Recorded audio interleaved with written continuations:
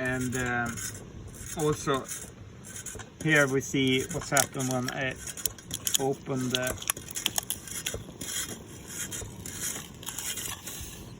there is the hole, and when I close the hole,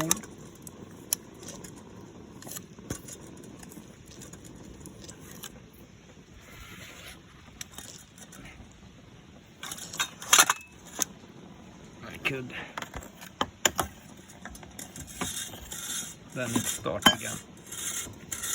But you hear the glass foam are scratching to the cooking ware, and the heat is not so much here, so I have to fix this. Anyway, I have seen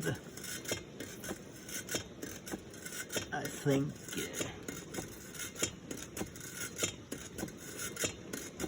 the check well moves a little bit at least, so I will continue tomorrow with this.